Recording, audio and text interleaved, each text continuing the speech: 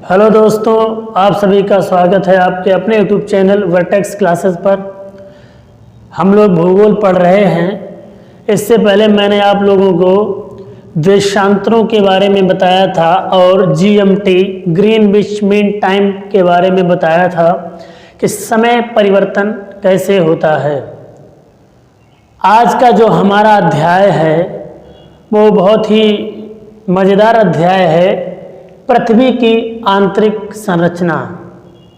हम सभी लोग जिस पृथ्वी पर रहते हैं इसको ऊपर से तो हम सभी लोगों ने देखा हुआ है। कहीं पर पेड़ हैं, पौधे, कहीं पर्वत, कहीं नदियाँ, कहीं पठार, कहीं पर जंगल, ठीक है। तो ऊपर से तो हम लोगों ने पूरी पृथ्वी को देखा हुआ है, लगभग सब कुछ पता है हमें। कहीं पर रेगिस्तान है, कहाँ की मिट्टी कैसी है, अलग अलग प्रकार की मिट्टियाँ हैं, लेकिन हम लोगों ने अंदर से पृथ्वी को नहीं देखा है। पृथ्वी अंदर कैसी है, ठीक है। तो आंतरिक संरचना का अर्थ यही है कि पृथ्वी जो है वो अंदर से कैसी है। अंदर पानी है, अंदर मिट्टी है, कंकड़ है, क्या है अंदर, ठीक है।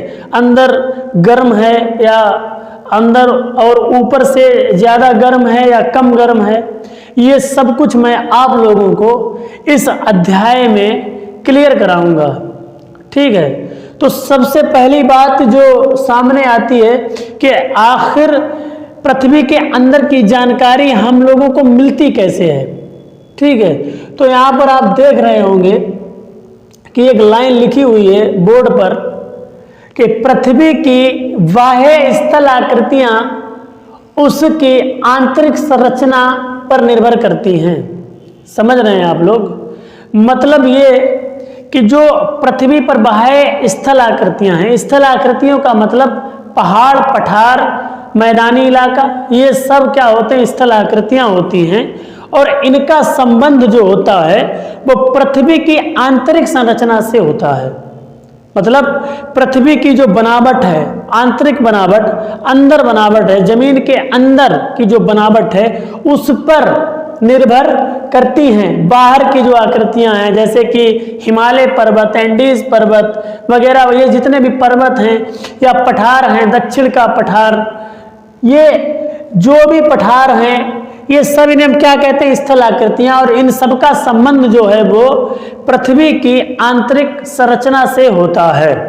अब देखिए, पृथ्वी की आंतरिक संरचना के बारे में हमें जानकारी कैसे मिलती है। क्या कोई यंत्र है, कोई मशीन है जो पृथ्वी के बारे में सब कुछ देखकर मैं बता देती है? ऐसा नहीं है। उसके बारे में भी यहाँ पर दूसरी लाइन लिखी हुई है, आप देख सकते हैं।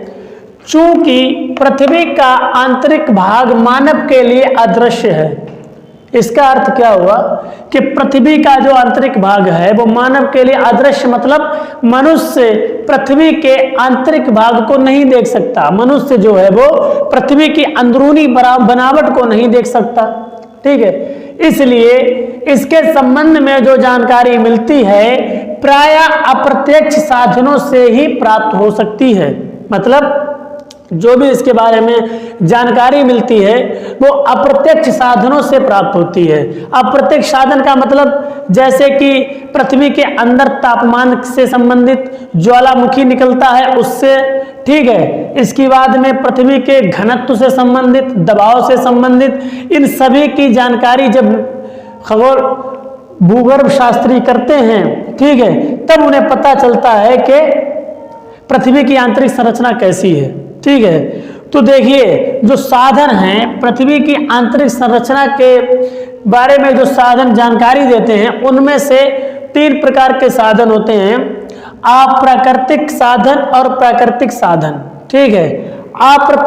अप्राकृतिक साधन जो हैं वो हैं घनत्व, दाब, तापमान, जैसे कि घनत्व, दाब, तापमान।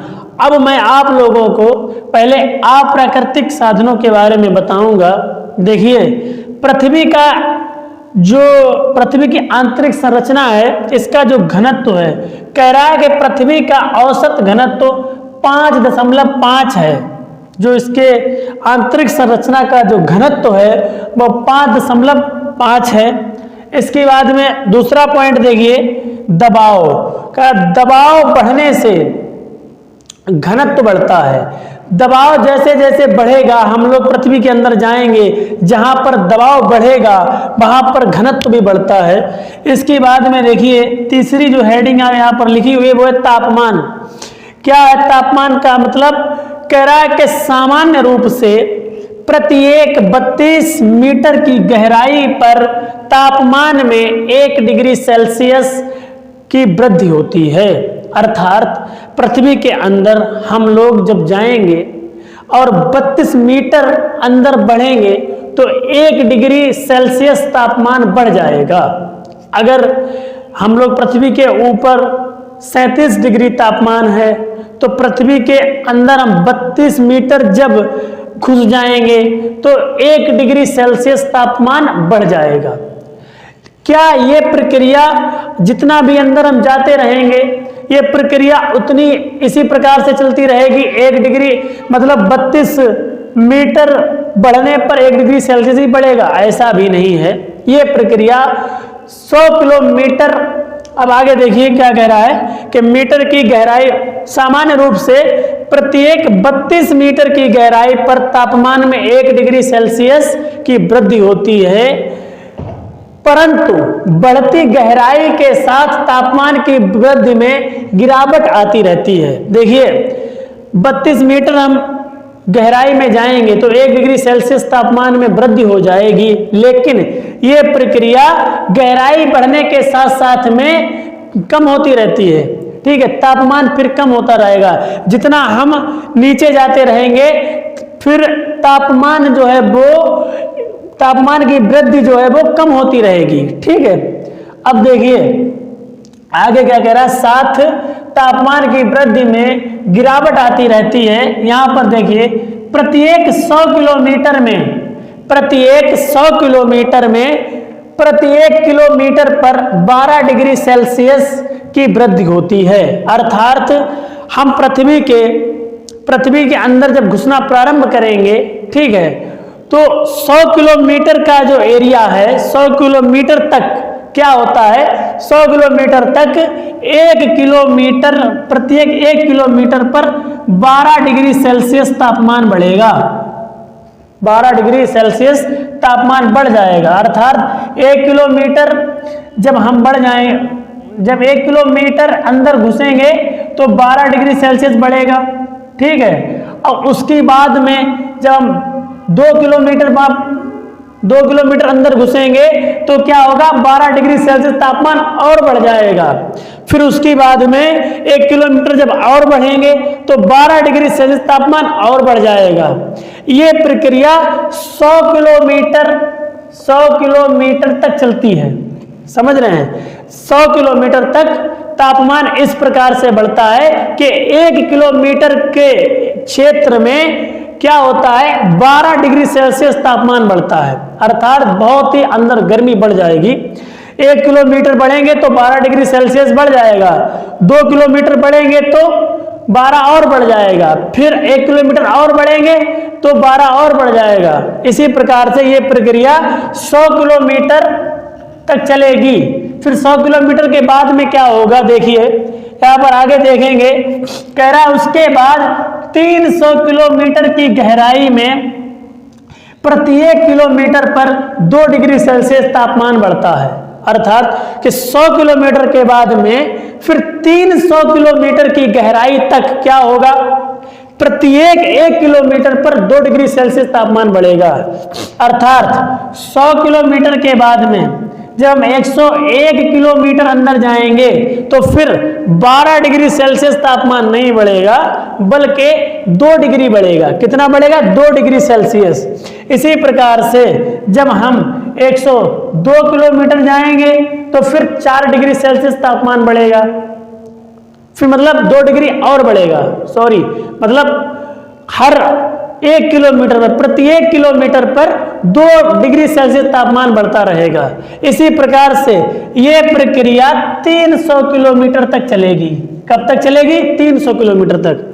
100 किलोमीटर तक प्रत्येक किलोमीटर पर 12 डिग्री तापमान बढ़ेगा, उसके बाद में 100 किलोमीटर के बाद में 300 किलोमीटर तक लगातार प्रत्येक किलोमीटर पर 2 डिग्री सेल्सियस तापमान बढ़ेगा। उसके बाद में अब उसके बाद का मतलब 300 किलोमीटर के बाद में क्या होता है, 300 किलोमीटर के बाद में 1 डिग्री सेल्सियस तापमान बढ़ेगा प्रत्येक किलोमीटर पर। तो यहां से एक बात समझ में आती है कि पृथ्वी से हम जब 100 किलोमीटर बढ़ेंगे तो प्रत्येक किलोमीटर पर 12 डिग्री सेल्सियस, फिर उसके बाद में 300 किलोमीटर पर क्या होगा, 2 डिग्री सेल्सियस प्रत्येक किलोमीटर पर बढ़ेगा। ये नहीं कि 300 किलोमीटर तक लगातार 2 ही डिग्री रहेगा, प्रत्येक किलोमीटर पर 2 डिग्री बढ़ जाएगा। उसके बाद में 300 किलोमीटर के बाद में क्या होता है, 1 डिग्री सेल्सियस बढ़ता रहेगा। तो तापमान जो है वो पृथ्वी के अंदर इस प्रकार से बढ़ता है, समझ रहे हैं, अर्थात जो पृथ्वी के अंदर तापमान है वो बढ़ता रहता है। ठीक है, तो जो पृथ्वी की आंतरिक संरचना है उसमें हम लोग 3 टॉपिक पढ़ चुके हैं, पृथ्वी का घनत्व, दबाव और तापमान। ये जो थे हमारे अप्राकृतिक साधन हैं, ये अप्राकृतिक साधन है। इसके बाद में प्राकृतिक साधन, इसमें ज्वालामुखी क्रिया और दूसरी भूकंप के साक्ष्य, इनको भी हम देखेंगे। देखते हैं प्रत्यक्ष साधन। अप्रत्यक्ष साधन में घनत्व, तापमान, दबाव, ये सब आप लोगों को बता चुका हूँ। तापमान कैसे बढ़ रहा था ये सब समझ गए होंगे आप लोग। ठीक है, अब हम लोग देखते हैं कि प्रत्यक्ष स्रोत क्या है। प्रत्यक्ष स्रोत में ज्वालामुखी क्रिया, ठीक है, ज्वालामुखी जो क्रिया होती है वो सभी को पता होगी कि ज्वालामुखी का उद्गार होता है, ज्वालामुखी ऊपर आती है, ठीक है, छिद्रों से। इसके बाद में दूसरा है भूकंप विज्ञान के साक्ष्य। यहाँ पर लिखा हुआ है, आप देख रहे होंगे, ज्वालामुखी उद्गार से निकलने वाला तत्व तरल मैग्मा से यह स्पष्ट होता है कि कहीं ना कहीं यह स्पष्ट होता है कि पृथ्वी की गहराई में कहीं ना कहीं ऐसी परत अवश्य है जो तरल या अर्ध तरल अवस्था में है। समझ रहे हो? देखिए इस बात को समझेंगे। ज्वालामुखी से ये स्पष्ट होता है क्योंकि जब ज्वालामुखी निकलती है तो उसमें तत्व निकलते हैं, ठीक है, और मैग्मा निकलता है।